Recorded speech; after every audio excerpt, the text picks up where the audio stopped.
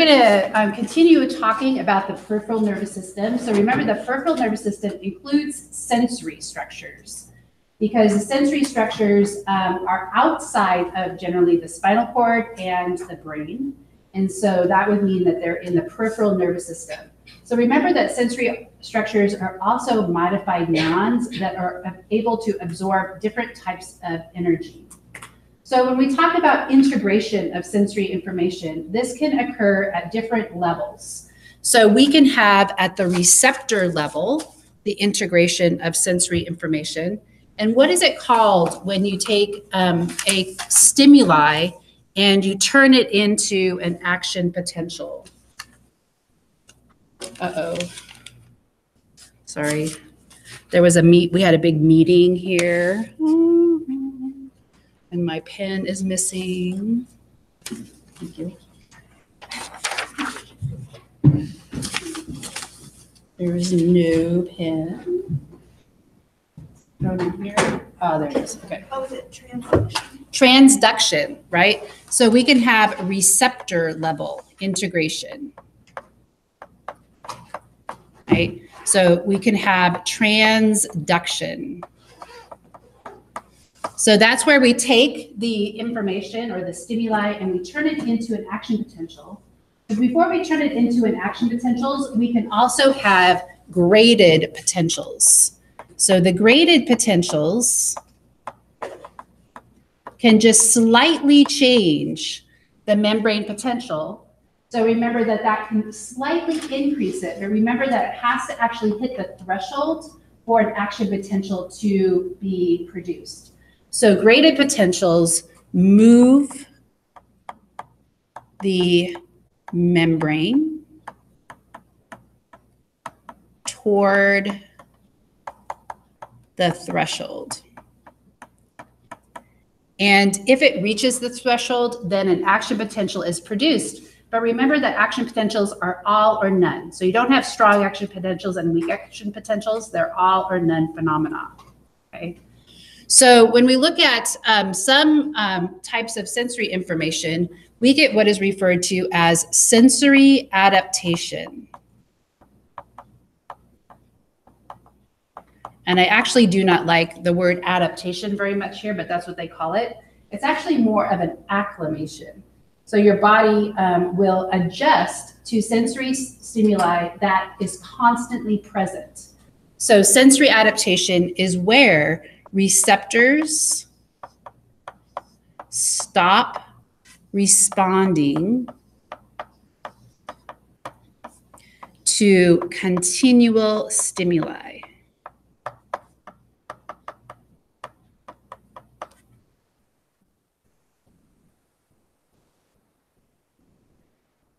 So what was the example that we used in lab? What did you do that demonstrated that you stopped sensing something if it was constant?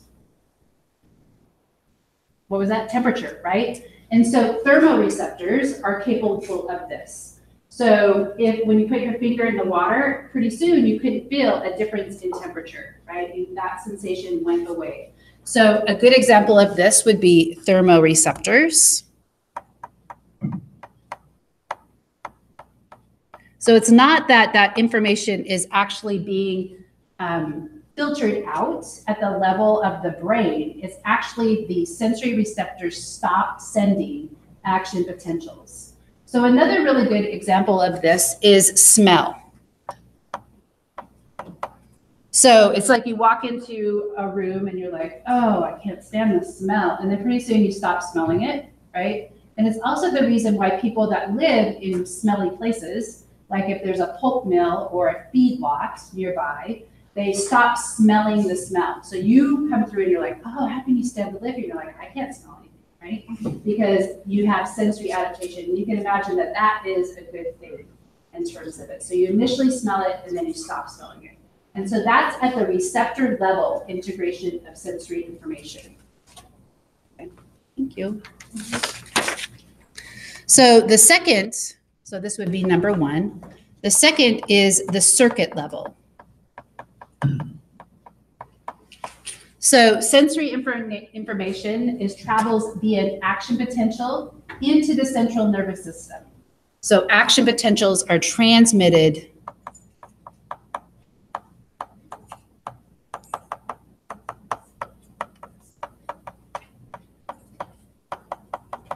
into the CNS. Okay, so this is where you would have that reticular activating system working. So RAS would filter some of these out.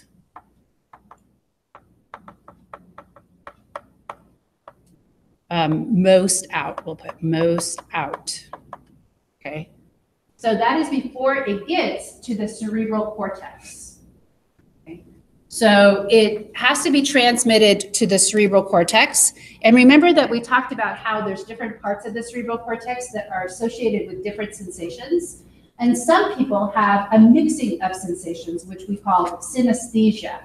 So the synesthesia would probably be at the circuit level, right? So you would be having a mixing of senses, and this would be synesthesia. So seeing something might cause you to smell, right? Have a sensation of an odor. So that's probably at the circuit level. And then the last part is at the perceptual level.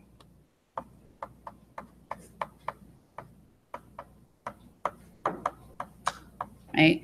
And so this occurs in the cerebral cortex.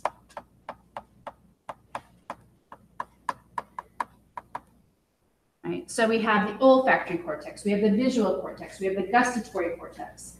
And so this is where action potentials come in. And this is where we perceive perhaps different intensities of stimuli. So example would be the intensity of a stimulus. So the intensity doesn't have to do with a difference in the type of action potentials that is sent. So remember that all action potentials are the same level of strength. And so this would be the frequency of action potentials.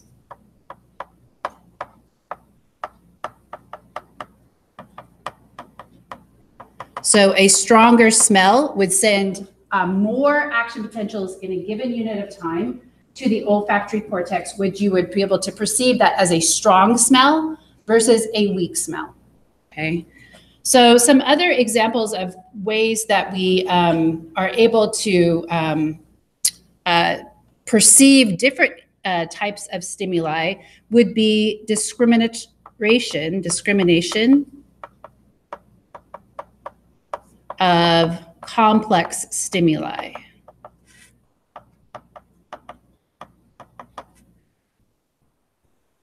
Okay. So if I'm smelling something, it could be that also I'm tasting it, right? Or if I'm tasting something, it could be also that I'm smelling it. So taste is actually not all that complex. We'll talk about that when we get to that part of the chapters on the sensory, the special senses.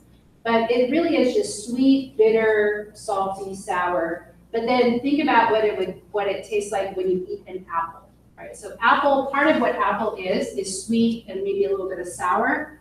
But then we can smell the apple. So we can actually make that, we can kind of combine those senses, and then we can discriminate that that is more complex, right? So we can take different smell and taste and put them together. Is that like when you smell like a cookie jar that's why your mouth automatically thinks it's salty?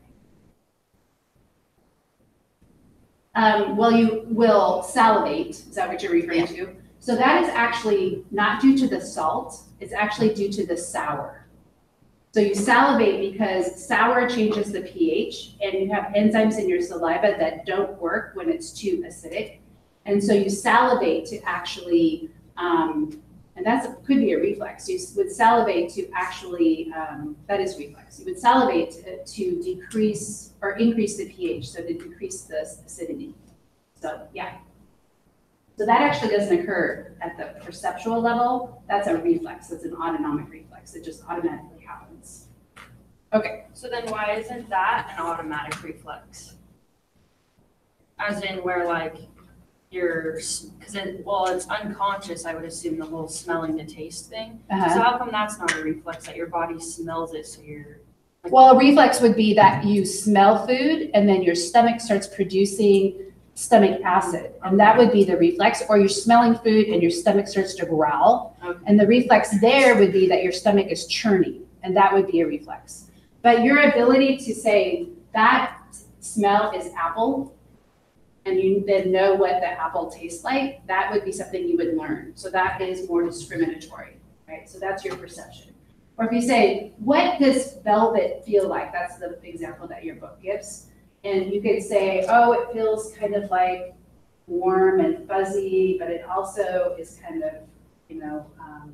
sticky, just the complexity of the sensation. So that's perceptual. Okay.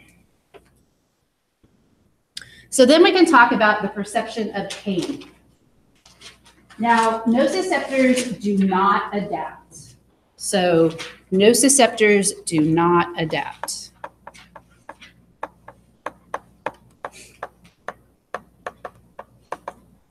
So what that means is that they will continue to send the action potentials into the central nervous system to be perceived as pain. Okay. So this is really important because this is a protective mechanism.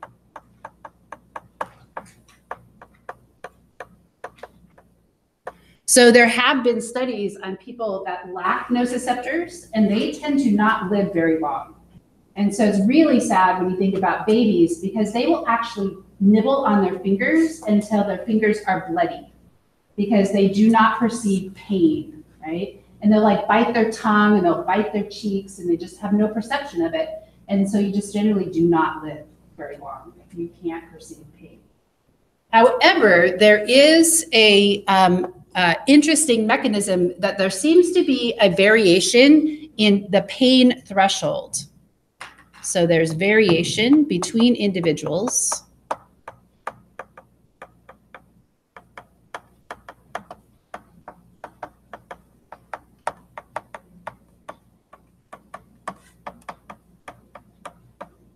So something that one person would perceive as pain, the other person would not perceive as pain. And this seems to have a genetic predisposition. So if like your mother perceives pain and she senses pain really easily, then you are more likely to perceive pain more easily. And then there's lots of curious things about this, because one thing that we get asked is there a way to increase your threshold to pain if you have chronic pain? So let's say I have chronic back pain because of my herniated disc. Is there a way for me to stop sensing that continually? And so there's evidence that you can use some mind-body techniques. You can also use acupuncture, for example, instead of taking chemicals like oxycodone that actually block the signals. So oxycodone actually blocks the signals that that are sent into the central nervous system. So the question is, can you alter the threshold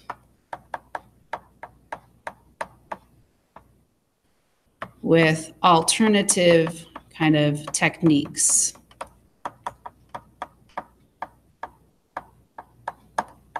Right, so that would be like acupuncture, massage, meditation. And this is really important because with the opioid epidemic, we're going to have to figure out how we can get these people off of these opioids. And so we need to figure out how we can lessen their pain, and maybe we can lessen the pain.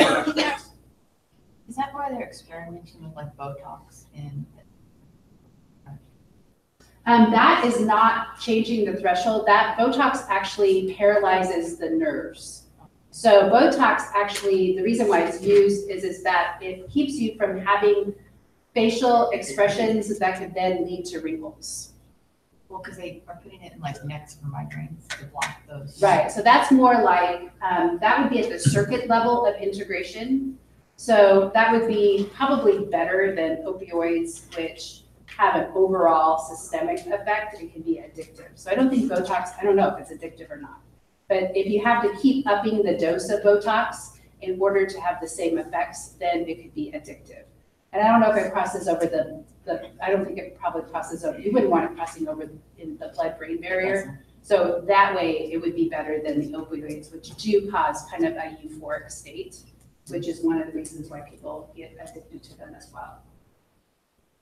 So if they don't adapt when pain starts to go away, like if you stub your toe, for example, obviously it's not a major. So when the pain stops, what causes the pain to stop? Okay, so the reason why nociceptors respond is generally due to chemicals released by damaged tissue. So the stimuli that causes pain are chemicals released by damaged tissue.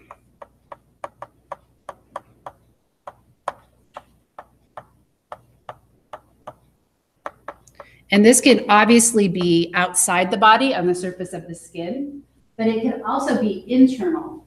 So like if you rupture your appendix, that's damaged tissue, which is going to send pain signals to your brain and you're going to feel it, right? So generally, nociceptors are also considered chemical receptors or chemoreceptors because they're responding to chemicals. And there's a whole bunch of chemicals that are associated with the inflammatory response. And so then you get inflammation in the joint. Say, for example, if you stub your toe. If you get inflammation, that pressure can also lead to pain.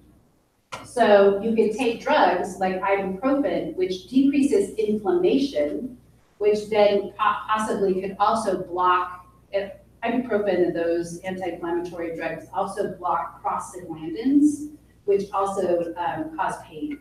And so, so that would be like ibuprofen would be at the, tends to be at the receptor level because level of integration because it decreases the production of chemicals there. So by reducing the production of chemicals, does that also stem off like the swelling that will come with it? But swelling is actually a protective mechanism because it brings white blood cells and other things into the tissue.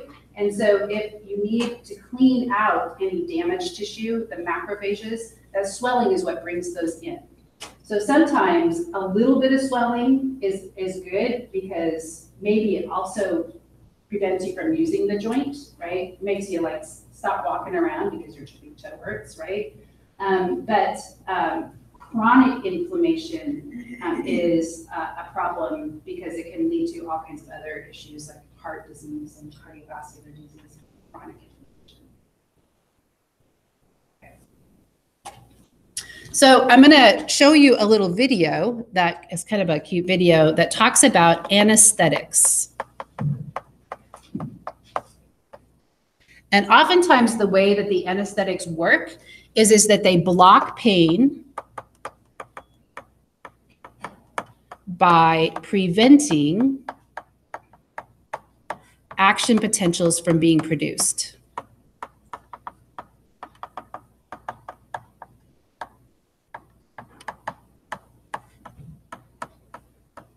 So quite a few anesthetics will actually bind to channels in the neuron, and they could either cause excessive chloride to enter, which is inhibitory, or they could block sodium from entering so that an action potential will not be produced.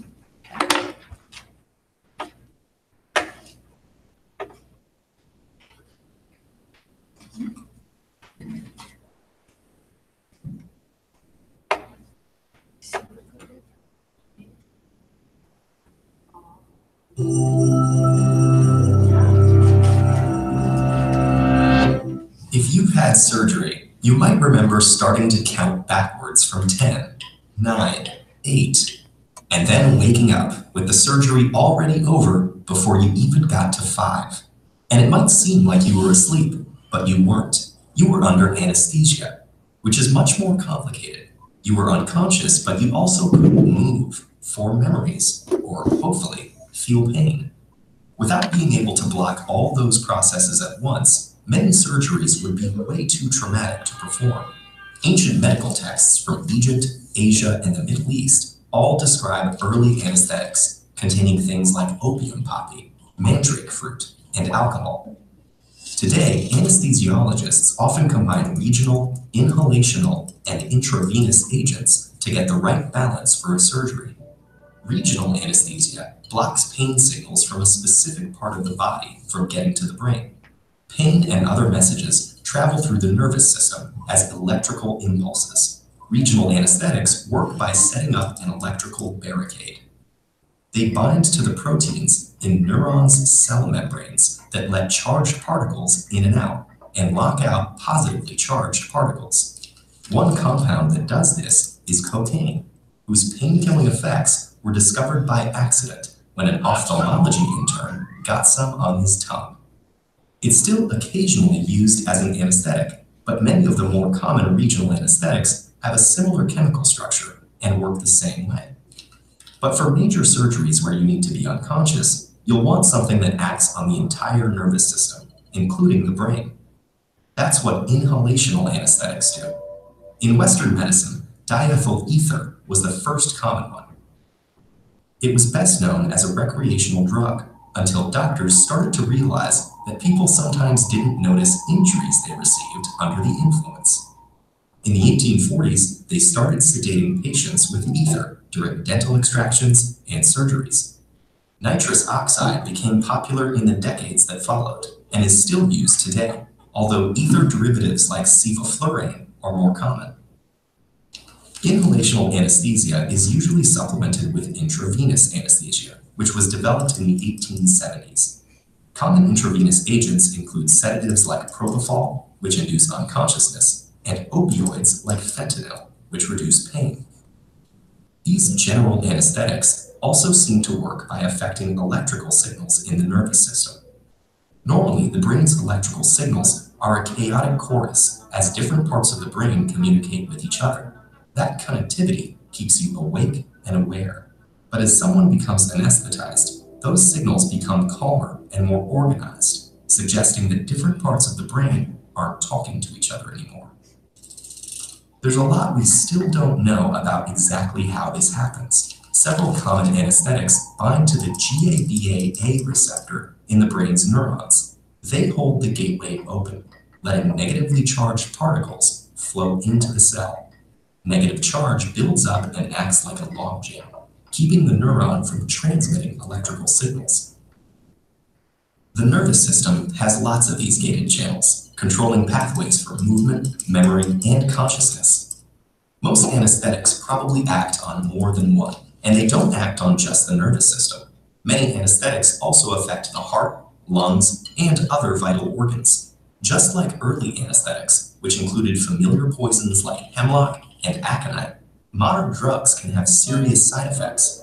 So an anesthesiologist has to mix just the right balance of drugs to create all the features of anesthesia, while carefully monitoring the patient's vital signs and adjusting the drug mixture as needed. Anesthesia is complicated, but figuring out how to use it allowed for the development of new and better surgical techniques. Surgeons could learn how to routinely and safely perform C-sections, reopen blocked arteries, replace damaged livers and kidneys, and many other life-saving operations. And each year, new anesthesia techniques are developed that will ensure more and more patients survive the trauma of surgery.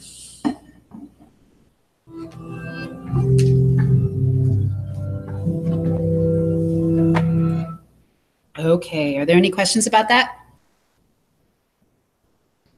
So you might have heard of a type of pain that they sometimes say it's learned, and it's has been renamed recently, and it has been renamed what is called complex regional pain syndrome.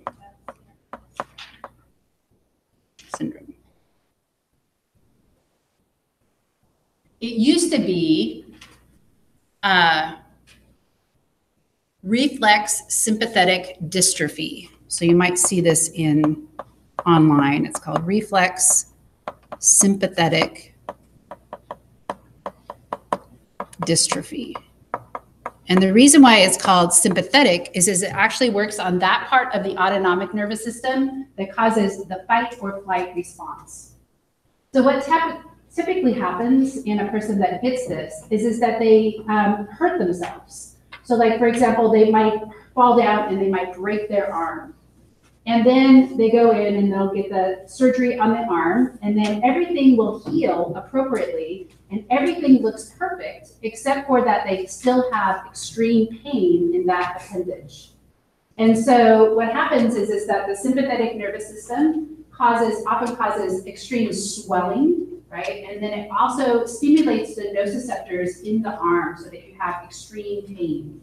And this is probably the reason why people, what has recently opened up are what are called chronic pain centers. So like in big metropolitan areas, there are just little centers, little clinics that simply deal with pain. So they're called pain clinics. And so pain clinics oftentimes will deal with this. And this actually becomes a source of disability. So people can actually experience so much pain, and the doctors are like, there's nothing wrong with you. And they're like, but I don't know, I'm feeling extreme pain. And the doctor's like, well, we can't find anything wrong with you. And so it can actually make the person lose their job, right? They can't do anything because they're just in extreme pain. And so there's a lot of interesting ideas as to why this happens. But it is something that appears to maybe get better over time, but in many cases, it takes years to overcome this. And so I actually knew one of my students in here, her husband was just in an accident at work where he cut his thumb right here, and it caused him to have this pain in his whole arm that kind of just moved all through his body. And because it deals with the sympathetic nervous system, it puts people in a state of anxiety. So they also have mental issues kind of surrounding this as well. So I'm just going to show you a video that talks about a person that has this and some of the symptoms that she experienced with her regional pain symptoms. And I think it's very interesting to realize that people can have pain. So the idea about this is that people can have pain when there is no damaged tissue, that something goes wrong neurologically. And so it is actually a neurological disease. It's not actually caused by damaged organs or tissues.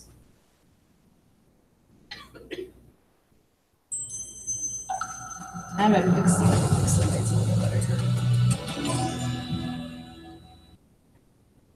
Side lights. Is that too dark? Hi.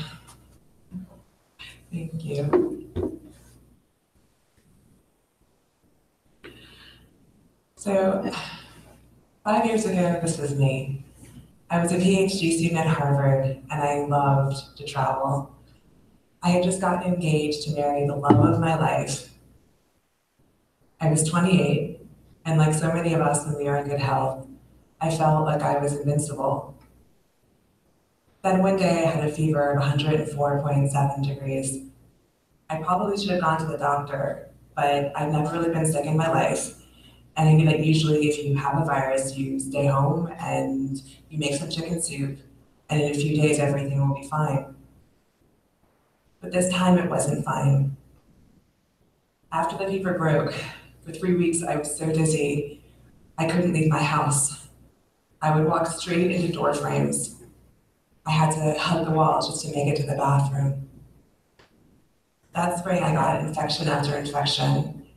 And every time I went to the doctor, he said there was absolutely nothing wrong.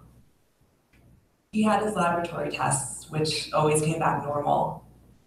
All I had were my symptoms, which I could describe, but no one else can see. I know it sounds silly, but you have to find a way to explain things like this to yourself. And so I thought maybe I was just aging. Maybe this is what it's like to be on the other side of 25. Then the neurological symptoms started. Sometimes I would find that I couldn't draw the right side of a circle. Other times I wouldn't be able to speak or move at all. I saw every kind of specialist, infectious disease doctors, rheumatologists, endocrinologists, cardiologists. I even saw a psychiatrist. My psychiatrist said, "It's clear you're really sick, but not with anything psychiatric. I hope they can find out what's wrong with you." The next day, my neurologist diagnosed me with conversion disorder. He told me that everything, the fevers, the sore throats, the sinus infection, all the gastrointestinal, neurological, and cardiac symptoms were being caused by some distant emotional trauma that I could not remember. The symptoms were real, he said, but they had no biological cause. I was training to be a social scientist. I had studied statistics, probability theory, mathematical modeling, experimental design. I felt like I couldn't just reject my neurologist's diagnosis. It didn't feel true, but I knew from my training that the truth is often counterintuitive, so easily obscured by what we want to believe. And so I had to consider the possibility that he was right.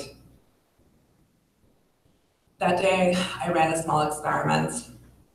I walked back the 2 miles from my neurologist's office to my house, my legs wrapped in this strange, almost electric kind of pain.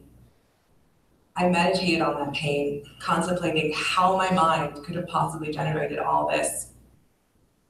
As soon as I walked through the door, I collapsed. My brain and my spinal cord were burning. My neck was so stiff, I couldn't touch my chin to my chest. And the slightest sound, the rustling of the sheets, my husband walking barefoot in the next room, could cause excruciating pain. I would spend most of the next 2 years in bed. How could my doctor have gotten it so wrong? I thought I had a rare disease, something doctors had never seen. And then I went online and found thousands of people all over the world living with the same symptoms, similarly isolated, similarly disbelieved. Some could still work, but had to spend their evenings and weekends in bed just so they could show up the next Monday. On the other end of the spectrum, some were so sick they had to live in complete darkness, unable to tolerate the sound of a human voice or the touch of a loved one. I was diagnosed with myalgic encephalomyelitis. You've probably heard it called chronic fatigue syndrome. For decades, that's a name that's meant that this has been the dominant image of a disease that can be as serious as this. The key symptom we all share is that whenever we exert ourselves, physically, mentally, we pay, and we pay hard. If my husband goes for a run, he might be sore for a couple of days. If I try to walk half a block, I might be bedridden for a week. It is a perfect custom prison. I know ballet dancers who can't dance, accountants who can't add, medical students who never became doctors. It doesn't matter what you once were. You can't do it anymore. It's been 4 years, and I have still never been as well as I was the minute before I walked home from my neurologist's office. It's estimated that about 15 to 30 million people around the world have this disease. In the US, where I'm from, it's about 1 million people. That makes it roughly twice as common as multiple sclerosis. Patients can live for decades with the physical function of someone with congestive heart failure.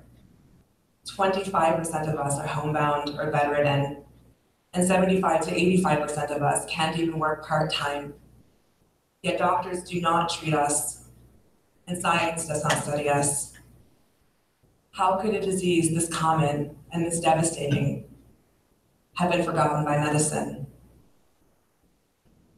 When my doctor diagnosed me with conversion disorder, he was invoking a lineage of ideas about women's bodies that are over 2,500 years old. The Roman physician Galen thought that hysteria was caused by sexual deprivation in particularly passionate women. The Greeks thought that the uterus would literally dry up and wander around the body in search of moisture, pressing on internal organs. Yes. causing symptoms from extreme emotions to dizziness and paralysis. The cure was marriage and motherhood. These ideas went largely unchanged for several millennia until the 1880s, when neurologists tried to modernize the theory of hysteria. Sigmund Freud developed a theory that the unconscious mind could produce physical symptoms when dealing with memories or emotions too painful for the conscious mind to handle. It converted these emotions into physical symptoms. This meant that men could now get hysteria, but of course women were still the most susceptible. When I began investigating the history of my own disease, I was amazed to find how deep these ideas still run. In 1934, 198 doctors, nurses, and staff at the Los Angeles County General Hospital became seriously ill. They had muscle weakness, stiffness in the neck and back, fevers, all of the same symptoms I had when I first got diagnosed. Doctors thought that it was a new form of polio. Since then, there have been more than 70 outbreaks documented around the world of a strikingly similar post-infectious disease. All of these outbreaks have tended to disproportionately affect women. And in time, when doctors failed to find the one cause of the disease, they thought that these outbreaks were mass hysteria. Why has this idea had such staying power? I do think it has to do with sexism, but I also think that fundamentally, doctors want to help. They want to know the answer.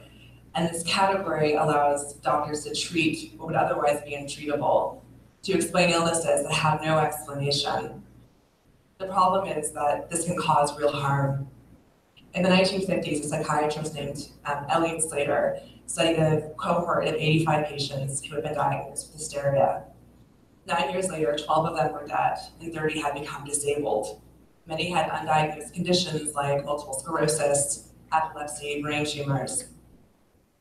In 1980, hysteria was officially renamed conversion disorder.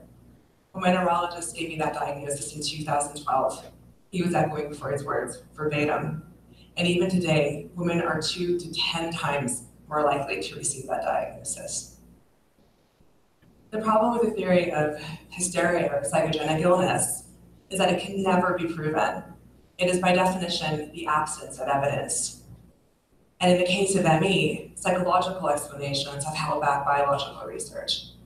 All around the world, ME is one of the least funded diseases.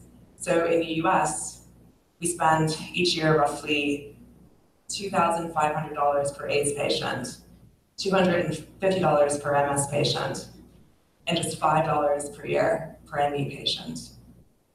This was not just lightning. I was not just unlucky. The ignorance surrounding my disease has been a choice made by the institutions that were supposed to protect us.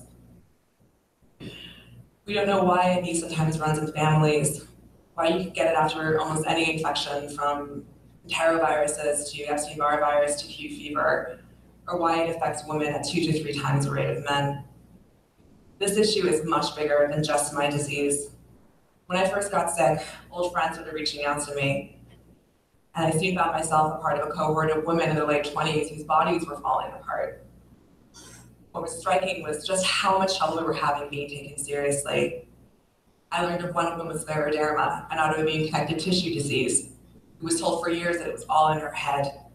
Between the time of onset and diagnosis, her esophagus was so thoroughly damaged, she will never be able to eat again. Another woman with ovarian cancer, who for years was told that it was just early menopause. A friend from college whose brain tumor was misdiagnosed for years as anxiety. Here's why this worries me. Since the 1950s, rates of many autoimmune diseases have doubled to tripled. 45% of patients who are eventually diagnosed with a recognized autoimmune disease are initially told that they are hypochondriacs. Like the hysteria of old, this has everything to do with gender and with whose stories we believe. 75% of autoimmune disease patients are women, and in some diseases it's as high as 90%. Even though these diseases disproportionately affect women, they are not women's diseases. ME affects children, and ME affects millions of men. And as one patient told me, we get it coming and going. If you're a woman, you're told that you're exaggerating your symptoms. But if you're a guy, you're told to be strong, to buck up. and men may even have a more difficult time getting diagnosed.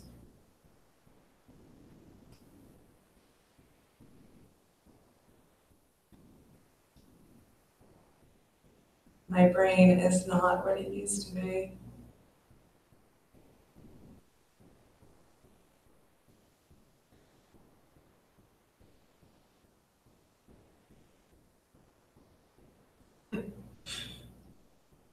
Here's the good part. Despite everything, I still have hope. So many diseases were once thought of as psychological until science uncovered their biological mechanisms. Patients with epilepsy could be forcibly institutionalized until the EEG was able to measure abnormal electrical activity in the brain. Multiple sclerosis could be misdiagnosed as hysterical paralysis until the CAT scan and the MRI discovered brain lesions. And recently, we used to think that stomach ulcers were just caused by stress until we discovered that H. pylori was the culprit. ME has never benefited from the kind of science that other diseases have had, but that's starting to change. In Germany, scientists are starting to find evidence of autoimmunity, and in Japan, of brain inflammation. In the US, scientists at Stanford are finding abnormalities in energy metabolism that are 16 standard deviations away from normal. And in Norway, researchers are running a phase 3 clinical trial on a cancer drug that in some patients causes complete remission. What also gives me hope is the resilience of patients. Online, we came together and we shared our stories. We devoured what research there was. We experimented on ourselves. We became our own scientists and our own doctors because we had to be. And slowly I added 5% here, 5% there, until eventually, on a good day, I was able to leave my home. I still had to make ridiculous choices. Will I sit in the garden for 15 minutes, or will I wash my hair today? But it gave me hope that I could be treated. I had a sick body, that was all. And with the right kind of help, maybe one day I could get better. And I came together with patients around the world, and we started to fight. We have filled the void with something wonderful, but it is not enough. I still don't know if I will ever be able to run again, or walk at any distance, or do any of those kinetic things that I now only get to do in my dreams. But I am so grateful for how far I have come. Progress is slow, and it is up, and it is down. But I am getting a little better each day. I remember what it was like when I was stuck in that bedroom, when it had been months since I had seen the sun. I thought that I would die there. But here I am today with you, and that is a miracle. I don't know what would have happened had I not been one of the lucky ones, had I ever gotten sick before the internet, had I not found my community. I probably would have already taken my own life, as so many others have done. How many lives could we have saved decades ago if we had asked the right questions? How many lives could we save today if we decide to make a real start? Even once the true cause of my disease is discovered, if we don't change our institutions and our culture, we will do this again to another disease. Living with this illness has taught me that science and medicine are profoundly human endeavors. Doctors, scientists, and policymakers are not immune to the same biases that affect all of us. We need to think in more nuanced ways about women's health. Our immune systems are just as much a battleground for equality as the rest of our bodies. We need to listen to patients' stories, and we need to be willing to say, I don't know. I don't know is a beautiful thing. I don't know is where discovery starts. And if we can do that, if we can approach the great vastness of all that we do not know And then rather than fear uncertainty, maybe we can read it with a sense of wonder. Thank you.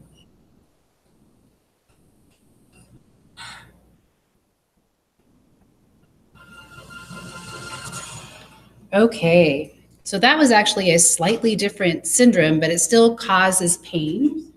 And so that was chronic fatigue syndrome, which can lead to some of the same symptoms as this complex regional pain. So chronic fatigue, oops, I'll play that again.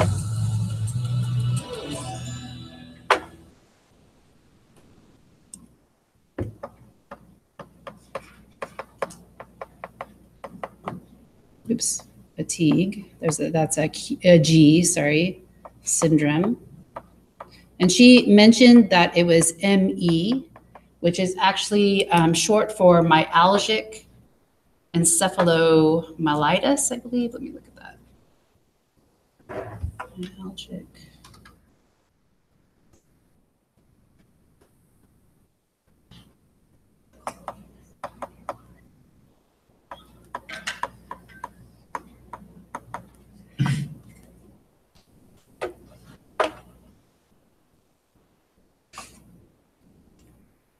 Encephalomyelitis. Encephalomyelitis. Okay. So what point was she making about the different ways that people treat females versus males in terms of symptoms and diagnoses? I like to say women is all in our head. Right, right. So the idea that there is a medical condition called hysteria, right? And this is actually where the idea of, or the term for hysterectomy actually comes from. So hysterectomies are where you remove the female's reproductive organs. And it was believed that if you remove the female's reproductive organs, then that would cure hysteria. And so hysteria could be, could have been this type of disease or something that is similar, where you actually have a physiological symptoms that are based upon something medically wrong, where they believe it is just all in your head. So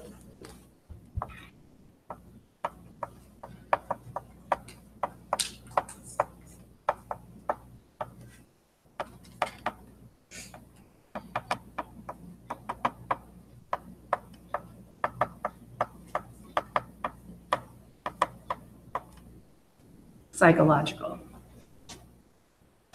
And so she mentioned that one of the characteristics of this particular disease is that you tend to have an infection. So she was infected with a virus, and there is a bacterial version that is caused by the ticks, the deer ticks, not the ticks that we generally have around here. So that can cause, what is that disease? Lyme's disease. So those little tiny, and the deer ticks are just so tiny that you actually can't even see them. They look like little freckles, right? I mean, they're tiny, tiny, tiny. And their bites can cause a rash that is shaped like a bullseye. And what they've discovered is that quite a few people that have this chronic fatigue syndrome actually were infected with Lyme's disease, and then it left these physical symptoms. And so this is another basis for chronic pain. So she mentioned the reason why people were not clapping is that would have been too painful for her. She would have perceived that as being pain. Anything else that you would like? Treatment for Lyme disease now? You have to take antibiotics, and you have to take the antibiotics right as soon as you get it. So if you ever get a rash that's shaped like a bullseye, like with a center and then it kind of radiates out, you kind of rush to the hospital. And so I have relatives that live back east, and one of their sons, who was like 10, got that, and they immediately put them on heavy doses of antibiotics, because what they want to do is they want to get it before it goes systemic. Because once it gets into the nervous system, then it can actually cause these long-term effects in the nervous system. So if you leave it untreated, is the problem. Any other questions about that? Okay.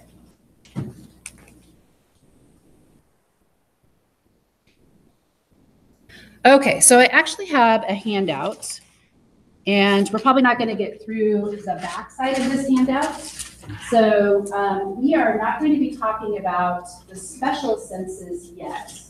We'll do that after the midterm exam, which is in 2 weeks. And I'm going to give you a review sheet for the midterm exam on Wednesday. So we can pass these all the way down.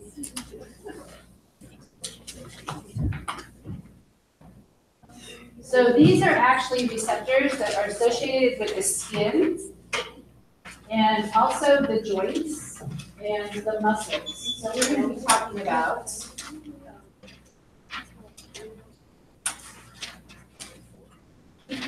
these receptors. And for some of you, they might be a little bit familiar from when we talked about the skin. So the first three are what are referred to as unencapsulated, which means they tend to just be cells. They're not actually part of bigger structures where there's like an organ. So there's no connective tissue. So they're just nervous tissue. So when we talk about unencapsulated, the first three are unencapsulated. So they're just nerve cells, no connective tissue.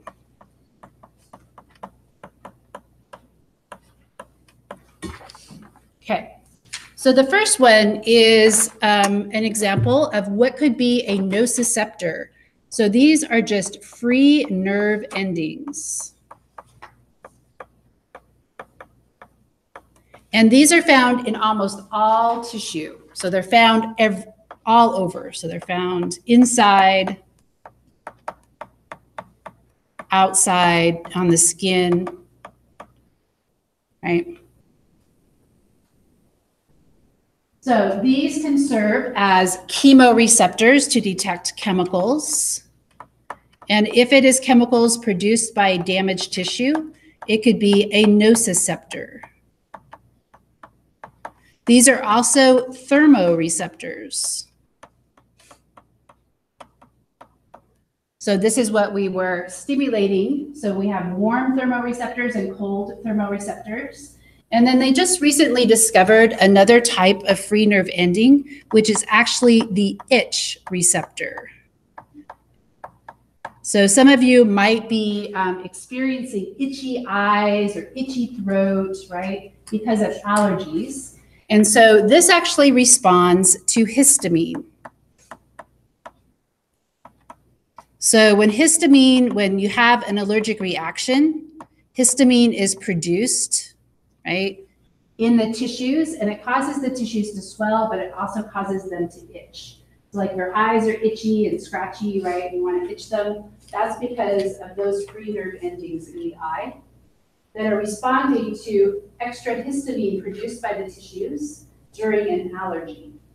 So allergies are kind of weird in that you're responding to things in the environment that should not cause you any problems, but your tissue responds as if there is an attack.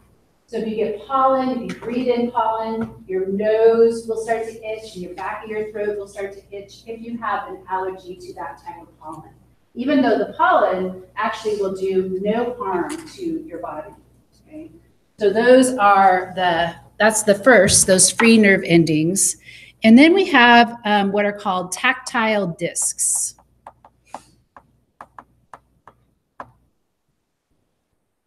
So these are close to the epidermis. So they're actually in the basal layer of the epidermis, which is the outer layer of skin. So the epidermis is your outer skin layer, and the bottom of that layer is the basal layer that has cells that are constantly undergoing reproduction and producing cells that are then going to migrate up to the surface of the skin and die. And so this is just simply a mechanoreceptor for touch.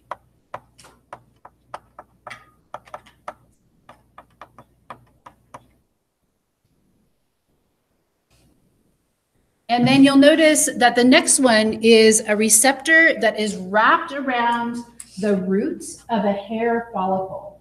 So you'll notice that this is a hair follicle. You can see the sebaceous glands. We talked about those last quarter. So what we're looking at is the nerve that wraps around the bulb part of the hair follicle. So what this does is this is another mechanical receptor. So when the hair moves, right, an action potential is generated.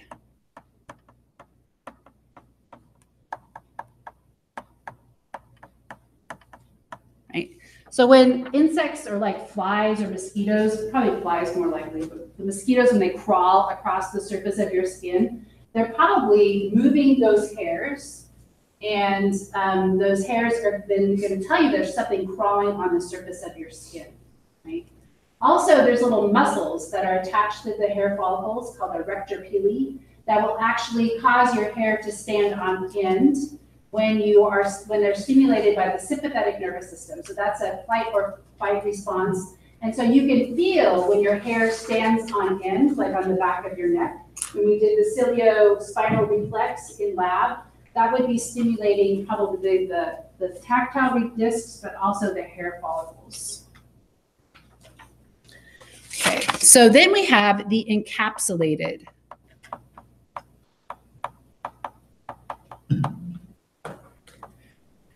So these have connective tissue.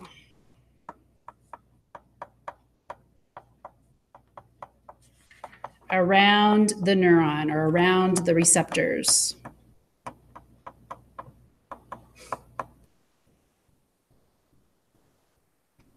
So the both the Mesner's corpuscle and the Pacinian corpuscles, those are both responsible for the sensation of touch, but one is closer to the surface of the skin than the other.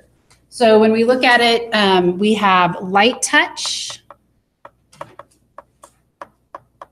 So for example, when we were doing our experiment where we were looking at the 2-point threshold, we were probably most likely stimulating the Mesner's corpuscles unless you pressed really heavily on your person's arm. And then the Pacinian is kind of a deeper pressure, right?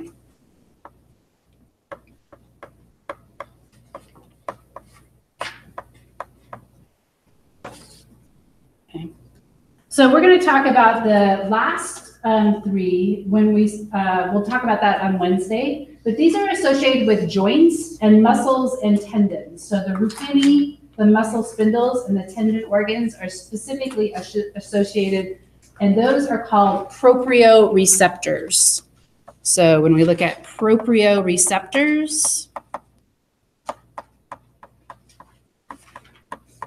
these are receptors in joints, muscles, and tendons.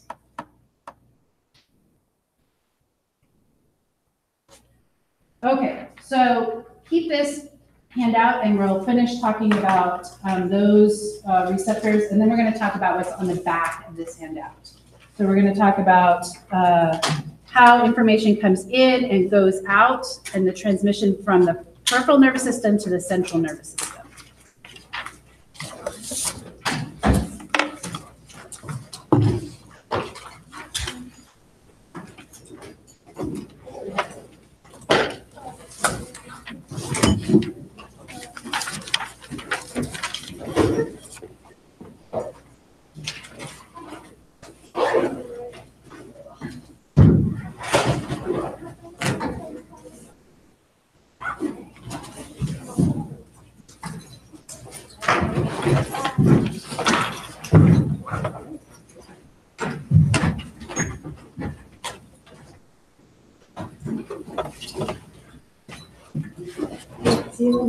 Yeah, see you.